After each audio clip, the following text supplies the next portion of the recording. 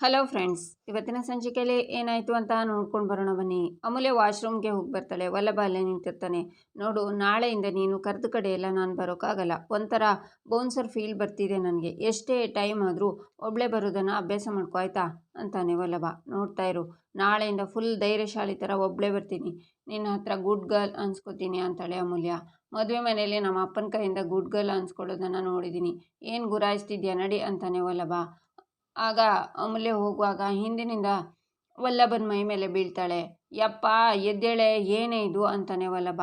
ಇರೋ ಇರೋ ಅಂತ ಅಮೂಲ್ಯ ಹೇಳ್ತಾಳೆ. ಅಬ್ಬಾ ಬದುಕಿದ್ದೀನಿ, ನಾಳೆ ಹಾಸ್ಪಿಟ್ಲಿಗೆ ಹೋಗಿ ಚೆಕ್ ಮಾಡಿಸ್ಬೇಕು, ಕಿಡ್ನಿ ಹಾರ್ಟ್ ಲಿವರ್ ಎಲ್ಲ ಸರಿಯಾಗಿದೆಯಾ ಅಂತಾನೆ ವಲ್ಲಭ. ಯಾಕೆ ವಲ್ಲಭ, ನಾನು ಅಷ್ಟೊಂದು ಭಾರ ಇದ್ದೀನಾ ಅಂತಾಳೆ ಅಮೂಲ್ಯ. ನಿನಗೆ ಸ್ವಲ್ಪನಾದರೂ ಮನಸ್ಸಾಕ್ಷಿ ಇದೆಯೇನೆ? ಇಂಥ ಪ್ರಶ್ನೆ ಕೇಳ್ತೀಯಲ್ಲ, ದಿನೇ ಏನೇ ತಿಂತೀಯಾ ನೀನು? ನಾವು ತಿನ್ನೋ ಅನ್ನ ತಾನೇ ನೀನು ತಿನ್ನೋದು. ನಾನು ಅವತ್ತು ಹೇಳಿದ ನಿಜನೇ ಆಯಿತು. ನಿಮ್ಮಪ್ಪ ಅರ್ಧ ಕೆಜಿ ಅನ್ನಕ್ಕೆ 1/4 ಕೆಜಿ ತುಪ್ಪ ಹಾಕಿ ಚೆನ್ನಾಗಿ ತಿನ್ನಿಸಿ ಬೆಳೆಸಿದ್ದಾರೆ, ಅದಕ್ಕೆ ಹಿಂಗಿದೆಯಾ ನೀನು ಅಂತಾನೆ ವಲ್ಲಭ. ಏಯ್ ಕಾಡು ಪಾಪ, ಅಪ್ಪನ ಬಗ್ಗೆ ಹೇಳಿದರೆ ನಾನು ಸುಮ್ಮನೆ ಇರಲ್ಲ ನೋಡು ಅಂತಾಳೆ ಅಮೂಲ್ಯ. ಹೋಗೆ ಮೊಸರು ಪ್ಯಾಕೆಟು, ಸತ್ತು ಬದುಕಿದ ಹಾಗಾಯಿತು, ನನ್ನ ಮೊಬೈಲ್ ಸ್ವಿಚ್ ಆಫ್ ಆಯಿತು ಇವಳು ವೆಯ್ಟ್ಗೆ ಅಂತ ವಲ್ಲಭ ಮೊಬೈಲ್ ತಗೊಂಡು ಹೋಗ್ತಾನೆ. ಹೋಗು, ಸಹಾಯ ಮಾಡಿದೆ ಅಂತ ಕೊಬ್ಬಲ್ವ ನಿನಗೆ ಅಂತ ಭಯದಿಂದ ವಲ್ಲಭ ಅಂತ ಅವನ ಹಿಂದೆನೇ ಓಡ್ತಾಳೆ ಅಮೂಲ್ಯ. ಈಚೆ ಬೆಳಿಗ್ಗೆ ಪ್ರಿಯಾ ದೇವರಿಗೆ ಪೂಜೆ ಮಾಡ್ತಿರುವಾಗ ಗಿರಿಜಾ ಬರ್ತಾರೆ.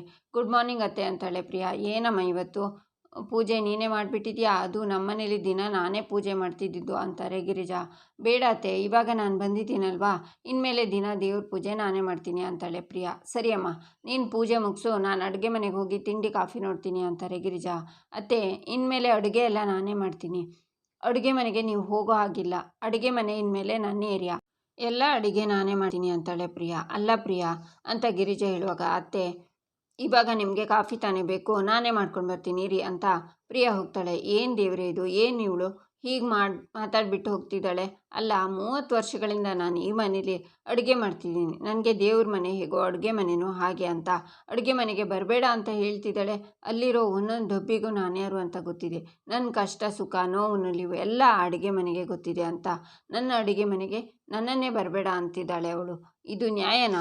ಇದನ್ನೆಲ್ಲ ನೋಡಿಕೊಂಡು ನಾನಂತೂ ಸುಮ್ಮನೆ ಇರಲ್ಲ. ಸರಿ ಸರಿ, ನಾನು ರೇಗ್ಬಿಟ್ಟೆ ಅಂತ ಬೇಜಾರು ಮಾಡ್ಕೋಬೇಡ, ತಪ್ಪಾಯಿತು ಅಂತ ದೇವರಿಗೆ ಕೈ ಮುಗಿದು ಡೈನಿಂಗ್ ಟೇಬಲ್ ಹತ್ರ ಬಂದು ಕೂತ್ಕೊಂಡು ನನ್ನ ಅಡುಗೆ ಮನೆಗೆ ನನಗೆ ಬರಬೇಡ ಅಂತಾಳೆ.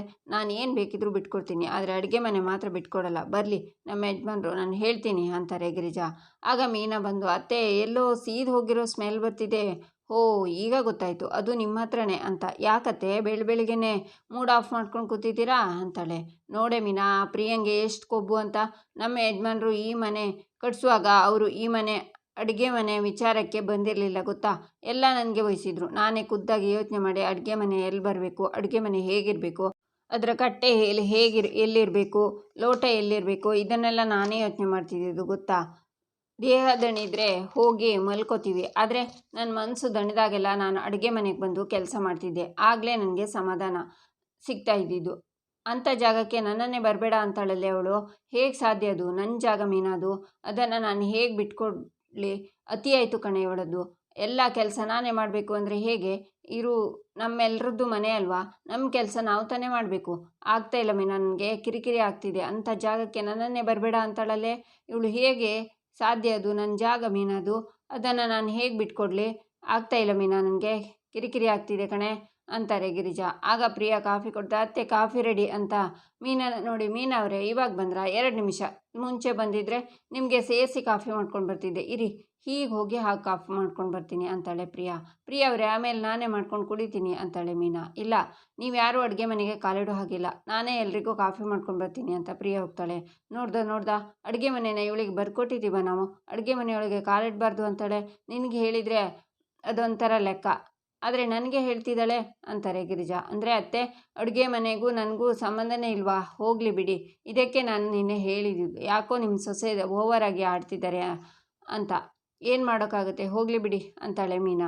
ಇವಳಿಗೆ ಹೇಳೋದು ಹೇಗೆ ಮೀನಾ? ಒಂದು ಮನೆ ಕೂಡು ಕುಟುಂಬ ಅಂದಮೇಲೆ ಎಲ್ಲ ಹಂಚ್ಕೊಂಡು ಸೇರಿಕೊಂಡು ತಾನೇ ಕೆಲಸ ಮಾಡಬೇಕು. ಒಬ್ಬಳೇ ಎಲ್ಲ ಮಾಡ್ತೀನಿ ಅಂದರೆ ಆಗುತ್ತಾ? ಅಥವಾ ಬೇರೆಯವರಿಗೆ ನೀನು ಇದು ಮಾಡಬೇಡ ಅಂದರೆ ಅದು ಸರಿ ಹೋಗುತ್ತಾ ಹೇಳು? ಇದನ್ನೆಲ್ಲ ಇವಳಿಗೆ ಹೇಗೆ ಅರ್ಥ ಮಾಡಿಸೋದು ಅಂತಾರೆ ಗಿರಿಜಾ. ಆಗ ಪ್ರಿಯಾ, ಮೀನವರೇ ಕಾಫಿ ತಗೊಳ್ಳಿ. ಅತ್ತೆ ನೀವಿನ್ನೂ ಕಾಫಿ ಕುಡ್ದಿಲ್ವಾ? ಆರೋಗಿದೆ, ನಾನು ಹೋಗಿ ಬಿಸಿ ಮಾಡ್ಕೊಂಡು ಬರ್ತೀನಿ ಅಂತಾಳೆ ಪ್ರಿಯಾ. ಕಾಫಿನ ಬಿಸಿ ಮಾಡಬೇಡ ಕೊಡು ಅಂತಾರೆ ಗಿರಿಜಾ. ಏನತ್ತೆ ಹೇಳ್ತಿದ್ದೀರಾ? ಆರು ಹೋಗಿರೋ ಕಾಫಿನ ಬಿಸಿ ಮಾಡಿ ನಿಮಗೆ ಕೊಡೋದಾ? ನಾನು ಹಾಗೆಲ್ಲ ಮಾಡ್ತೀನಾ? ಇದನ್ನು ಬಿಸಿ ಮಾಡಿಕೊಂಡು ನಾನೇ ಆಮೇಲೆ ಕುಡಿತೀನಿ. ನಿಮಗೆ ಫ್ರೆಶ್ ಆಗಿರೋ ಕಾಫಿನೇ ಬೇರೆ ಮಾಡ್ಕೊಂಡಿರ್ತೀನಿ. ಮೀನಾ ಅವರೇ ಕಾಫಿ ಕುಡೀರಿ ಅಂತಾಳೆ ಪ್ರಿಯಾ. ಹಾಂ ಕುಡಿತೀನಿ ಅಂತಾಳೆ ಮೀನಾ. ಈಗಲೇ ಕುಡೀರಿ ಅಂತಾಳೆ ಪ್ರಿಯಾ. ಮೀನಾ ಕಾಫಿ ಕುಡಿತಾಳೆ. ಹೇಗಿದೆ ಅಂತ ಹೇಳಲೇ ಇಲ್ಲ ಅಂತಾಳೆ ಪ್ರಿಯಾ. ಅಯ್ಯೋ ಪ್ರಿಯಾ ಅವರೇ, ನಿಮ್ಮ ಅಡುಗೆಗೆ ನಮ್ಮ ಮನೇಲಿ ಸಪ್ರೇಟ್ ಫ್ಯಾನ್ ಬೇಸೇ ಇದೆ. ಇಡೀ ಬಿಡಿ, ನಾನೇನು ಹೇಳೋದು ಅಂತಾಳೆ ಮೀನಾ. ಕರೆಕ್ಟ್ ಅಲ್ವಾ? ಆದರೂ ಇಲ್ಲಿ ನಮ್ಮ ಮನೇಲಿ ಸಿಗೋ ಥರ ಗಟ್ಟಿ ಹಾಲು ಸಿಕ್ಕಿದ್ರೆ ಕಾಫಿ ಇನ್ನೂ ಚೆನ್ನಾಗಿರೋದು. ಇಲ್ಲಿ ಹಾಲು ಸ್ವಲ್ಪ ತೆಳುವಾಗಿದೆ, ಪರವಾಗಿಲ್ಲ ಅಂತ ಪ್ರಿಯಾ ಹೋಗ್ತಾಳೆ. ಅತ್ತೆ, ನಾಳೆಯಿಂದ ನಾವು ತರಿಸೋಣ ಅಂತಾಳೆ ಮೀನಾ. ಏನೇ ಅಂತಾರೆ ಗಿರಿಜಾ. ಗಟ್ಟಿ ಹಾಲು ಅಂತಾಳೆ ಮೀನಾ. ಈಚೆ ಅಮೂಲ್ಯ ರೂಮಲ್ಲಿರುವಾಗ ಸುಂದರ ಬಂದು, ಅಮ್ಮು ಓದ್ಕೋತಿದ್ಯಾ, ತಗೋ ಇದನ್ನು ಅಂತ ಕೊಡ್ತಾನೆ. ಏನು ಚಿಕ್ಕಪ್ಪ ಇದು ಅಂತಾಳೆ ಅಮೂಲ್ಯ. ನೀನೇ ತೆಗ್ದು ನೋಡು ಅಂತಾನೆ ಸುಂದರ. ಅಮೂಲ್ಯ ಓಪನ್ ಮಾಡಿ ನೋಡಿ, ಒಡವೆ ಇದ್ಯಾಕೆ ನನಗೆ ಕೊಡ್ತಿದ್ದೀರಾ ಚಿಕ್ಕಪ್ಪ ಅಂತಾಳೆ ಅಮೂಲ್ಯ. ನಾನು ಕೊಟ್ಟಿದ್ದಿರಲ್ಲ ಅಲ್ಲಮ್ಮ, ನಿಮ್ಮ ಅಮ್ಮ ನಿನಗೆ ಅಂತ ಕೊಟ್ಟು ಕಳಿಸಿರೋದು ಅಂತಾನೆ ಸುಂದರ. ಏನು ಅಮ್ಮನ? ನನ್ನ ಅಮ್ಮನ ಚಿಕ್ಕಪ್ಪ? ನೀವು ನಿಜ ಹೇಳ್ತಿದ್ದೀರಾ ತಾನೆ? ಹಾಗಾದರೆ ಅಮ್ಮ ನನ್ನ ಕ್ಷಮಿಸ್ಬಿಟ್ರಾ? ಅಮ್ಮ ನನ್ನ ಜೊತೆ ಮಾತಾಡ್ತಾರಲ್ಲ ಅಂತ ಅಮೂಲ್ಯ ಹೋಗಬೇಕು ಅನ್ನುವಾಗ, ಅಯ್ಯೋ ಒಂದು ನಿಮಿಷ ಅಮ್ಮ, ನಿಮ್ಮ ಅಮ್ಮ ಒಡವೆ ಕಳಿಸಿದ್ದಾರೆ ನಿಜ, ಹಾಗಂತ ನಿನ್ನನ್ನು ಕ್ಷಮಿಸಿದ್ದಾರೆ, ನಿನ್ನ ಹತ್ರ ಮಾತಾಡ್ತಾರೆ ಅಂತ ಅರ್ಥ ಅಲ್ಲ ಅಂತಾನೆ ಸುಂದರ. ಅತ್ತಿಗೆಗೆ ನಿನ್ನ ಮೇಲೆ ಸಿಟ್ಟಿರೋದ್ರಿಂದ ಮಾತು ಬಿಟ್ಟಿದ್ದಾರೆ. ಆದರೂ ಮಗಳು ಅನ್ನೋ ಮಮಕಾರ ಕಾಡದೇ ಇರುತ್ತೆ ಹೇಳು. ನನ್ನ ಮಗಳಿಗೆ ಏನೂ ಕಡಿಮೆ ಆಗಬಾರ್ದು, ಅವಳು ಕುತ್ತಿಗೆಲೂ ಬಂಗಾರ ಇರಬೇಕು ಅನ್ನೋ ಕಾರಣಕ್ಕೆ ಈ ಒಡವೆನೆಲ್ಲ ಕಟ್ಟು ಕಳಿಸಿದ್ದಾರೆ ಅಮ್ಮ ಅಂತಾರೆ. ಅಂದರೆ ಅಮ್ಮ ನನ್ನ ಇನ್ನೂ ಕ್ಷಮಿಸಿಲ್ವ ಚಿಕ್ಕಪ್ಪ ಅಂತಾಳೆ ಅಮೂಲ್ಯ. ಈಗ ಅತ್ತಿಗೆ ಮನಸ್ಸು ಇಷ್ಟರ ಮಟ್ಟಿಗೆ ಕರಗಿದೆ ಅಂತಂದರೆ ಇನ್ನು ಸ್ವಲ್ಪ ದಿನದಲ್ಲಿ ಕ್ಷಮಿಸೋವರೆಗೂ ಕರಗುತ್ತೆ ಅಮ್ಮ. ಸದ್ಯಕ್ಕೆ ನೀನು ಇದನ್ನು ಇಟ್ಕೋ, ಬೇರೆ ಏನು ಚಿಂತೆ ಮಾಡಬೇಡ ಅಂತಾನೆ ಸುಂದರ. ಅಮ್ಮ ಈ ಒಡವೆ ಕೊಟ್ಟರು ಅಂದಾಗ ನನಗೆ ತುಂಬ ಖುಷಿಯಾಯಿತು. ಅಮ್ಮ ನನ್ನ ಕ್ಷಮಿಸ್ಬಿಟ್ರು, ನಾನೀಗ ಅವ್ರ ಹತ್ರ ಹೋಗಿ ಮಾತಾಡ್ಬೋದು ಅಂತ. ಆದರೆ ಪರವಾಗಿಲ್ಲ, ನನ್ನ ಬಗ್ಗೆ ಯೋಚನೆನಾದರೂ ಮಾಡಿದ್ರಲ್ಲ ಅಂತ ತುಂಬ ಖುಷಿಯಾಯಿತು. ಆದರೂ ಅಮ್ಮ ನನ್ನ ಹತ್ರ ಒಂದು ಸಲ ಮಾತಾಡಬೇಕಿತ್ತು ಚಿಕ್ಕಪ್ಪ ಅಂತ ಅಮೂಲ್ಯ ಹೇಳ್ತಾಳೆ. ಸಮಾಧಾನ ಮಾಡ್ಕೊ, ಎಲ್ಲ ಸರಿಯಾಗುತ್ತೆ. ನೋಡು, ನೀನು ಹೇಗೆ ಅಮ್ಮನ ಜೊತೆ ಮಾತಾಡೋಕ್ಕಾಗ್ತಿಲ್ವಾ ಅಂತ ಅಳ್ತಿದ್ಯಾ, ವಲ್ಲಭನು ಹಾಗೆ ಅಲ್ವಾ, ಅವ್ರ ಅಪ್ಪನ ಜೊತೆ ಮಾತಾಡೋಕ್ಕಾಗ್ತಿಲ್ಲ, ಮುಖ ಕೊಟ್ಟು ಎದುರುಗಡೆ ನಿಂತ್ಕೊಳ್ಳೋಕ್ಕೂ ಆಗ್ತಿಲ್ಲ ಅಂತ ಮನಸ್ಸಲ್ಲಿ ಎಷ್ಟು ಕೊರಗ್ತಿದ್ದಾನೆ ಅಮ್ಮ. ನನಗನ್ಸುತ್ತೆ ಮುಂದೊಂದು ದಿನ ನಿಮ್ಮ ಅಮ್ಮನ ಮನಸ್ಸು, ನಮ್ಮ ಬಾವನ ಮನಸ್ಸು ಎಲ್ಲ ಕರಗಿ ಸರಿ ಹೋಗುತ್ತೆ, ಚಿಂತೆ ಮಾಡಬೇಡ ಅಮ್ಮ ಅಂತ ಸುಂದರ ಹೋಗ್ತಾನೆ. ಅಮೂಲ್ಯ ಒಡವೆನ ತೆಗೆದುಕೊಂಡು ಅಮ್ಮ ಅಂತ ಅಳ್ತಾಳೆ. ಆಗ ಗಿರಿಜಾ ಅಮ್ಮು ಅಂತ ರೂಮಿಗೆ ಬಂದು, ಅಮ್ಮು ಯಾಕೆ ಅಳ್ತಿದ್ಯಾ, ಏನಾಯಿತು, ಏನಿದೆಲ್ಲ ಕಂದ ಅಂತಾರೆ. ಅತ್ತೆ, ಇದು ಅಮ್ಮ ನನಗೋಸ್ಕರ ಕೊಟ್ಕೊಳ್ಸಿರೋ ಒಡವೆಗಳು ಅಂತಾಳೆ ಅಮೂಲ್ಯ. ನಿಮ್ಮಮ್ಮ ಕೊಟ್ರಾ? ಹೇಗೆ ಕೊಟ್ಟರು, ಯಾವಾಗ ಕೊಟ್ಟರು ಅಂತಾರೆ ಗಿರಿಜಾ. ಸುಂದರ ಚಿಕ್ಕಪ್ಪನ ಹತ್ರ ಕೊಟ್ಟು ಕಳಿಸಿರೋದು. ಆದರೆ ನನಗೆ ಈ ಒಡವೆಗಳು ಬೇಡ ಅತ್ತೆ, ನನಗೆ ಬೇಕಾಗಿರೋದು ಅಮ್ಮನ ಕ್ಷಮೆ. ಅವ್ರು ನನ್ನ ಜೊತೆ ಮೊದಲಿನ ಥರ ಮಾತಾಡೋಕ್ಕೆ ಶುರು ಮಾಡಿದರೆ ಸಾಕತ್ತೆ, ನನಗಿನ್ನೇನು ಬೇಡ ಅಂತಾಳೆ ಅಮೂಲ್ಯ. ಇಲ್ಲಿ ನೋಡು, ಎಲ್ಲ ಸರಿ ಹೋಗುತ್ತೆ, ಆಳ್ಬೇಡ, ನಿಮ್ಮಮ್ಮ ನಿಮ್ಮ ಹತ್ರ ಮಾತಾಡ್ತಾರೆ ಅಂತಾರೆ ಗಿರಿಜಾ. ಅದು ಯಾವಾಗ ಅತ್ತೆ ಅಂತಾಳೆ ಅಮೂಲ್ಯ. ಆದಷ್ಟು ಬೇಗ ಅಂತಾರೆ ಗಿರಿಜಾ. ಅತ್ತೆ, ಈ ಒಡವೆ ನನಗೆ ಬೇಡ, ಇದನ್ನು ನನ್ನ ಅಮ್ಮಂಗೆ ವಾಪಸ್ ಕಳಿಸ್ಕೊಡ್ತೀನಿ ಅಂತಾಳೆ ಅಮೂಲ್ಯ. ಬೇಡ ಅಮ್ಮು, ನೀನು ಈ ಒಡವೆನ ನಿಮ್ಮ ಅಮ್ಮಂಗೆ ಕೊಟ್ಟರೆ ಅವರಿಗೆ ತುಂಬ ಬೇಜಾರಾಗುತ್ತೆ ಕಣೆ. ನಿನ್ನ ಮೇಲೆ ಎಷ್ಟು ಸಿಟ್ಟಿದ್ರು ಈ ಒಡವೆನೆಲ್ಲ ನಿನಗೋಸ್ಕರ ಕೊಟ್ಟು ಕಳಿಸಿದ್ದಾರೆ ಅಂದರೆ ಅದರಲ್ಲೇ ಗೊತ್ತಾಗುತ್ತೆ ಅಲ್ವೇನೆ ನಿಮ್ಮ ಅಮ್ಮಂಗೆ ನಿನ್ನ ಮೇಲೆ ಎಷ್ಟು ಪ್ರೀತಿ ಇದೆ ಅಂತ. ಹೌದು, ನನಗೊಂದು ಅರ್ಥ ಆಗ್ತಿಲ್ಲ, ನಿನಗೆ ಅಂತ ಅಣ್ಣ ಮಾಡಿಸಿದ ಒಡವೆನೆಲ್ಲ ಆ ಹುಡುಗ ತಗೊಂಡು ಹೋಗ್ಬಿಟ್ನಲ್ಲ, ಮತ್ತೆ ಈ ಒಡವೆ ಎಲ್ಲ ಎಲ್ಲಿಂದ ಬಂತು ಅಂತಾರೆ ಗಿರಿಜಾ. ಅತ್ತೆ, ಈ ಒಡವೆ ಎಲ್ಲ ಅಮ್ಮಂದೆ ಅಂತಾಳೆ ಅಮೂಲ್ಯ. ಅತ್ತಿಗೆ ಒಡವೆಗಳ ನೋಡಿದ್ಯಾ, ನಿಮ್ಮಮ್ಮ ಅವ್ರ ಒಡವೆಗಳನ್ನು ಸುಂದರನ ಕೈಲಿ ಕೊಟ್ಟು ಕಳಿಸಿದ್ದಾರೆ ಅಂತಂದರೆ ಅವರಿಗೆ ನಿನ್ನ ಮೇಲೆ ಎಷ್ಟು ಪ್ರೀತಿ ಇದೆ ಅಂತ ಇದರಲ್ಲೇ ಅರ್ಥ ಆಗುತ್ತೆ ಅಲ್ವಾ ಅಮ್ಮ.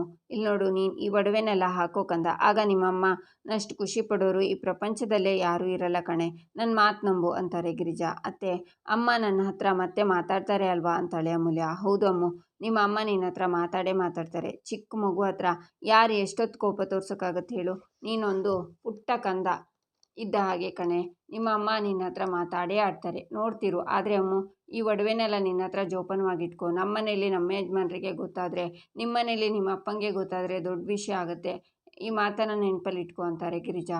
ಈಚೆ ಪ್ರಿಯಾ ಬೌಲ್ನಲ್ಲಿ ಪಾಯಸ ಹಾಕಿ ಗಮ್ ಅಂತ ಇದನ್ನು ತೊಗೊಂಡೋಗಿ ಅವರಿಗೆ ಕೊಟ್ಬಿಡ್ತೀನಿ. ಪಾಯಸ ಏನೋ ಮಾಡಿದಾಯಿತು, ಟೇಸ್ಟ್ ಮಾಡಿಲ್ವಲ್ಲ, ನಾನು ಟೇಸ್ಟ್ ಮಾಡಿದರೆ ಚೆನ್ನಾಗಿದೆ ಅನಿಸುತ್ತೆ, ಇದನ್ನು ಟೇಸ್ಟ್ ಮಾಡೋಕ್ಕೆ ಬೇರೆ ಯಾರಾದರೂ ಸಿಕ್ಕಿದರೆ ಚೆನ್ನಾಗಿರ್ತಿತ್ತು, ಯಾರಿದ್ದಾರೆ ಅಂತ ನೋಡುವಾಗ ಮೀನನ್ನು ನೋಡಿ ಅವಳನ್ನು ಕರಿತಾಳೆ ಪ್ರಿಯಾ. ಏನು ಪ್ರಿಯಾ ಅವರೇ ಅಂತಾಳೆ ಮೀನಾ. ಬನ್ನಿ ಇಲ್ಲಿ, ನಾನು ನನ್ನ ಗಂಡಂಗೆ ಅಂತ ಪ್ರೀತಿಯಿಂದ ಹೆಸರುಬೇಳೆ ಪಾಯಸ ಮಾಡಿದ್ದೀನಿ, ಟೇಸ್ಟ್ ಮಾಡಿ ಹೇಗಿದೆ ಅಂತ ಹೇಳ್ತೀರಾ ಅಂತಾಳೆ ಪ್ರಿಯಾ. ಅಯ್ಯೋ ಪ್ರಿಯಾ ಅವರೇ, ನನಗೆ ಬೆಳಿಗ್ಗೆ ಸ್ವೀಟ್ ತಿಂದರೆ ಆಗಲ್ಲ, ಅಷ್ಟಕ್ಕೂ ನೀವ್ಯಾರು ಹೇಳಿ, ನಳಮಹಾರಾಜ ಫಿಮೇಲು ವರ್ಷನ್ನು ಏನು ಮಾಡಿದರೂ ಸಖತ್ತಾಗೇ ಇರುತ್ತೆ, ನೀವು ಕಣ್ಣು ಮುಚ್ಕೊಂಡು ಭಾವಂಗೆ ಕೊಡ್ಬೋದು, ಅವರು ಅಷ್ಟೇ ಕಣ್ಣು ಮುಚ್ಕೊಂಡು ಕುಡಿತಾರೆ, ಗಂಡ ಹೆಂಡತಿ ಮಧ್ಯೆ ನಾನೇಕೆ, ಹೋಗಿ ಹೋಗಿ ಅಂತ ಮೀನಾ ಹೋಗ್ತಾಳೆ.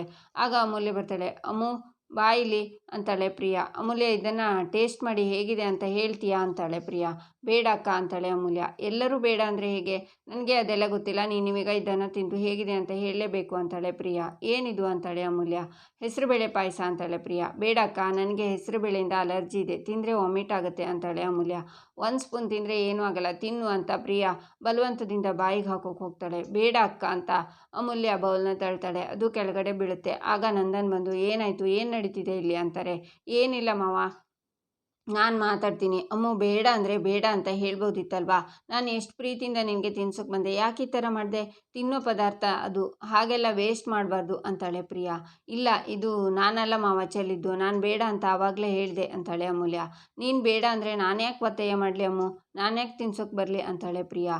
ಮಾವ ನಿಜವಾಗ್ಲೂ ಪಾಯಸ ನಾನು ಚೆಲ್ಲಿದ್ದು ಅಲ್ಲ ಮಾವ, ನಾನು ಬೇಡ ಅಂತಲೇ ಹೇಳಿದ್ದು. ಪ್ರಿಯಾ ಅಕ್ಕನೇ ಫೋರ್ಸ್ ಮಾಡಿ ತಿನ್ಸೋಕೆ ಬಂದು ನಾನು ಬೇಡ ಅಂತ ಹೇಳೋಕೆ ಹೋದಾಗ ಅವ್ರ ಕೈ ಜಾರಿ ಬಿತ್ತು ಅಷ್ಟೇ ಅಂತಾಳೆ ಅಮೂಲ್ಯ. ಆಗ ನಂದನ್ ಗಿರಿಜಾ ಅಂತ ಕರೀತಾರೆ. ಬಂದೇರಿ, ಏನಾಯಿತು ಅಂತ ಬಂದು ನೋಡಿ, ಅಯ್ಯೋ ಏನೋ ಚೆಲ್ಲೋಗಿದೆಯಲ್ಲ ಅಂತಾರೆ ಗಿರಿಜಾ. ಕೆಲವರಿಗೆ ತಿನ್ನೋ ಪದಾರ್ಥದ ಬೆಲೆ ಗೊತ್ತಿಲ್ಲ ಅಂತ ಕಾಣಿಸುತ್ತೆ, ಹೀಗೆಲ್ಲ ಚೆಲ್ತಾರಾ ಅಂತಾರೆ ನಂದನ್. ಹೋಗಲಿ ಬಿಡ್ರಿ, ನಾನು ಅದನ್ನು ಕ್ಲೀನ್ ಮಾಡ್ತೀನಿ ಅಂತಾರೆ ಗಿರಿಜಾ ಎಲ್ಲದಕ್ಕೂ ಹೋಗಲಿ ಬಿಡಿ ಅನ್ನೋದಲ್ಲ, ದಿನ ಈ ಥರ ಮನೇಲಿ ಒಂದೊಂದು ಎಡವಟ್ಟಾದರೆ ಹೇಗೆ ಗಿರಿಜಾ? ನನಗೆ ಇದೆಲ್ಲ ಇಷ್ಟ ಆಗೋದಿಲ್ಲ. ನಿನ್ನ ಕಿರಿಮಗ ಮಾಡ್ತಾ ಇರೋ ಕೆಲಸಕ್ಕೆ ಅವನ್ನ ಸಹಿಸ್ಕೊಂಡು ಸಾಕ್ತಾ ಇರೋದೇ ದೊಡ್ಡ ವಿಷಯ. ಜೊತೆಗೆ ಅವನ್ನ ಕರ್ಕೊಂಡು ಬಂದಿರೋಳನ್ನು ಸಾಕ್ತಾ ಇದ್ದೀನಿ. ಈ ಮನೇಲಿ ಇರಬೇಕು ಅಂದರೆ ಇರೋರಿಗೆ ಅನ್ನದ ಬೆಲೆ ಗೊತ್ತಿರಬೇಕು, ನೆನಪಿರಲಿ, ಹೇಳಿಬಿಡು ಅಂತ ನಂದನ್ ಹೋಗ್ತಾರೆ. ವಲ್ಲಭ ಬಂದು ಅದನ್ನೆಲ್ಲ ಕೇಳಿಸ್ಕೊಳ್ತಾ ನಿಂತ್ಕೊಂಡಿರ್ತಾನೆ. ಆಗ ಅಮೂಲ್ಯ ಗಿರಿಜಾ ಹತ್ರ, ಅತ್ತೆ ನಾನು ಬೇಕು ಅಂತ ಮಾಡಿಲ್ಲ ಅತ್ತೆ ಅಂತಾಳೆ. ಹೋಗಲಿ ಬಿಡು ಕಂದ, ಅವ್ರು ನಿನ್ನ ಬೈದರು. ಅವ್ರು ಬೈದಿದ್ದಲ್ಲಮ್ಮ, ಅವ್ರು ನಿನ್ನ ಒಳ್ಳೆಯದಕ್ಕೆ ಹೇಳಿರೋದು ಅಂತಾರೆ ಗಿರಿಜಾ. ಅಮ್ಮ, ನಾನು ಕೊಟ್ಟಾಗ ನೀನು ಮುಂದೆ 1 ಸ್ಪೂನು ತಿಂದಿದ್ರೆ ಇಷ್ಟೆಲ್ಲ ಆಗ್ತಾನೇ ಇರಲಿಲ್ಲ ಅಲ್ವಾ? ಸುಮ್ಮನೆ ಇವಾಗ ಮಾವನ ಹತ್ರ ಬೈಸ್ಕೊಂಡೆ ನೀನು. ನಿನ್ನ ನೋಡಿದರೆ ಅಯ್ಯೋ ಅನಿಸ್ತಿದೆ, ನಿನ್ನ ನೋಡ್ತಿದ್ರೆ ನನಗೆ ಬೇಜಾರಾಗುತ್ತೆ ಅಂತಾಳೆ ಪ್ರಿಯಾ. ಸರಿ ಈ ವಿಷಯ ಇಲ್ಲಿಗೆ ಬಿಡಿ, ನಾನು ಇದನ್ನು ಕ್ಲೀನ್ ಮಾಡ್ತೀನಿ ಅಂತಾರೆ ಗಿರಿಜಾ. ಅತ್ತೆ ನೀವು ಯಾಕೆ ಇದನ್ನೆಲ್ಲ ಕ್ಲೀನ್ ಮಾಡ್ತೀರಾ? ನಾನೇ ಇದನ್ನೆಲ್ಲ ಕ್ಲೀನ್ ಮಾಡ್ತೀನಿ, ನೀವು ಸುಸ್ತು ಮಾಡ್ಕೋಬೇಡಿ, ಹೋಗಿ ಅತ್ತೆ ಅಂತಾಳೆ ಪ್ರಿಯಾ. ಪರವಾಗಿಲ್ಲಮ್ಮ, ಅದನ್ನು ನಾನೇ ಕ್ಲೀನ್ ಮಾಡ್ತೀನಿ ಅಂತಾರೆ ಗಿರಿಜಾ. ಆಗ ನಂದನ್ ಗಿರಿಜಾ ಅಂತ ಕರೀತಾರೆ. ಅತ್ತೆ ಮಾವ ಕರೀತಿದ್ದಾರೆ, ಅವ್ರಿಗೇನು ಬೇಕೋ ಏನೋ, ನೀವು ಹೋಗಿ ಅತ್ತೆ ಅಂತಾಳೆ ಪ್ರಿಯಾ. ಗಿರಿಜಾ ಹೋಗ್ತಾರೆ. ಈಚೆ ಸೂರ್ಯಕಾಂತ್ ಮನೇಲಿ ಎಲ್ಲರೂ ದೇವಸ್ಥಾನಕ್ಕೆ ಹೊರಡ್ತಾರೆ. ಜ್ಯೋತಿ ಇಂದಿರಾ ಸೆಲ್ಫಿ ತೆಗಿತಾ ಇರ್ತಾರೆ. ನಿಮ್ಮ ಫೋಟೋ ಮುಗ್ದಿದ್ದಿದ್ರೆ ದೇವಸ್ಥಾನಕ್ಕೆ ಹೋಗ್ಬೋದಾ ಅಂತಾರೆ ಚಂದ್ರಕಾಂತ್. ಅಲ್ಲ ರೀ, ಅಕ್ಕನೂ ಅತ್ತೆನೂ ಬಂದಿರಲಿಲ್ಲ, ಅದಕ್ಕೆ ಸೆಲ್ಫಿ ತಗೋತಾ ಇದ್ವಿ. ಅದಕ್ಕೆ ಯಾಕೆ ಗುರ್ರ ಅಂತಿದ್ದೀರಾ ಅಂತಾಳೆ ಇಂದಿರಾ.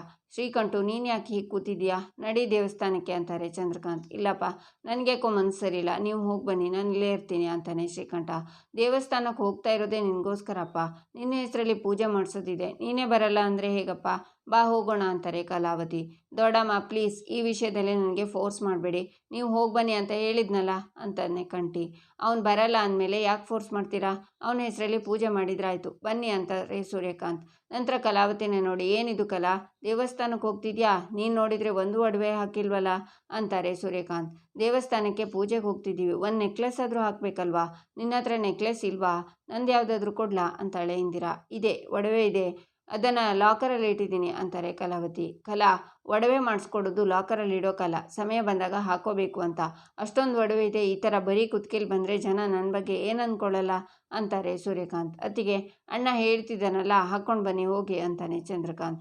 ಅದು ಲಾಕರ್ ಓಪನ್ ಮಾಡಿ ಒಡವೆ ಹಾಕ್ಕೊಳ್ಳೋಷ್ಟರಲ್ಲಿ ತುಂಬ ಲೇಟ್ ಆಗುತ್ತೆ, ಹತ್ತಿರ ಅಲ್ವಾ ದೇವಸ್ಥಾನ, ಹೋಗಿ ಬರೋಣ ಬನ್ನಿ ಅಂತಾರೆ ಕಲಾವತಿ. ಕಲಾ, ಈ ಥರ ಗತಿಗೆಟ್ಟವಳ ಥರ ನನ್ನ ಜೊತೆ ಬರೋ ಹಾಗಿಲ್ಲ, ನಾನು ನಿನ್ನ ಜೊತೆ ಬರ್ತೀನಿ, ಒಡೆ ಹಾಕ್ಕೊಂಡು ಬಾ ಅಂತಾರೆ ಸೂರ್ಯಕಾಂತ್. ಈಚೆ ಮಾಧವ ಪಾಯಸ ತಿಂದು ಅದ್ಭುತವಾಗಿದೆ ಪ್ರಿಯಾ ಅವರೇ ಅಂತಾನೆ.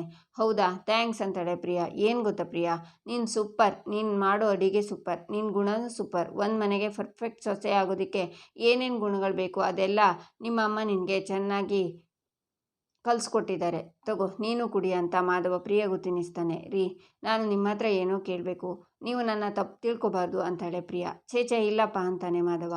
ಏನಿವಳು ಮನೆಗೆ ಬಂದು 2 ದಿನಕ್ಕೆ ಹೀಗೆ ಕೇಳುತ್ತಿದ್ಲು ಅಂತ ಅಂದ್ಕೋಬಾರ್ದು ಅಂತಾಳೆ ಪ್ರಿಯಾ. ನಾನು ಹಾಗೆಲ್ಲ ಅನ್ಕೋತೀನ ಅಂತಾನೆ ಮಾಧವ. ಅದು ನಮ್ಮ ಅಪ್ಪನ ಸಾಲ ತೀರ್ಸೋಕ್ಕೆ ನೀವೇನಾದರೂ ದುಡ್ಡು ಕೊಡ್ಬೋದಾ ಅಂತಾಳೆ ಪ್ರಿಯಾ. ಆಗ ಶಾಕ್ನಿಂದ ಮಾಧವ ಪ್ರಿಯಾನ ನೋಡ್ತಾನೆ. ಈಚೆ ಮನೆಯವರೆಲ್ಲ ಹಾಲ್ನಲ್ಲಿ ಇರ್ತಾರೆ.